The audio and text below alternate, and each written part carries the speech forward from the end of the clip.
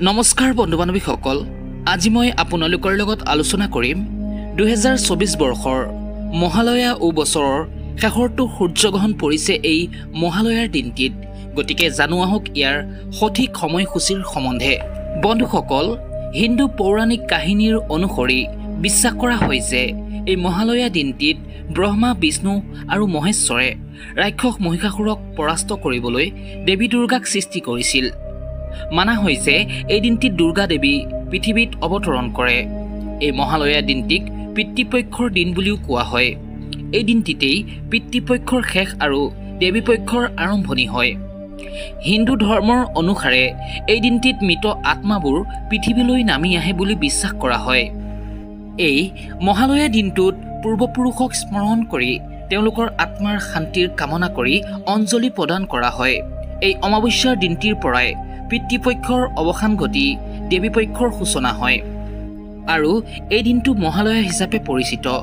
লক্ষণীয়ভাৱে এই মহালয়াৰ আৰম্ভণিৰ সময়তে মৃন্ময় শিল্পীসকলে নিৰ্মাণ কৰা দেৱী দুৰ্গাৰ প্ৰতিমাৰ চকু ৰং কৰা আৰম্ভ কৰে। এইবাৰ 2024 বৰ্ষত মহালয়া পৰিছে 2 অক্টোবৰ 15 আহিন বুধবাৰে।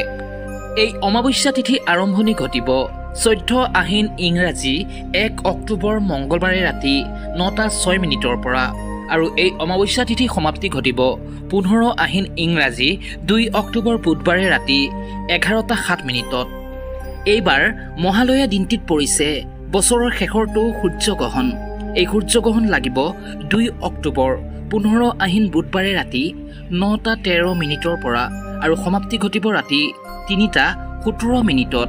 এই গ্ৰহণৰ সময়সীমা হ'ব 6 ঘণ্টা 4 মিনিট। এই গ্ৰহণ ভাৰতত দেখা নাযাব।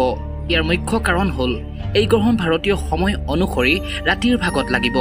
জ্যোতিষ অনুসাৰে এই গ্ৰহণ দেখা যাব Brazil, Cook Island, Chile, Peru, Antarctica, Argentina, Mexico, New Zealand, Arctic, Fiji, দক্ষিণ আমেৰিকা, প্ৰশান্ত মহাসাগৰৰ ফালে কিছু ঠাইত এই গ্ৰহণ দেখা যাব।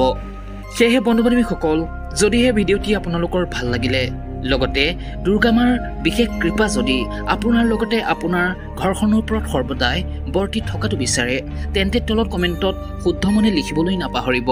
জয় মা দুৰ্গা, জয় মা দুৰ্গতি নাশিনী। আজিলৈ ইমানেই, আকৌ লগ পাম। ধন্যবাদ।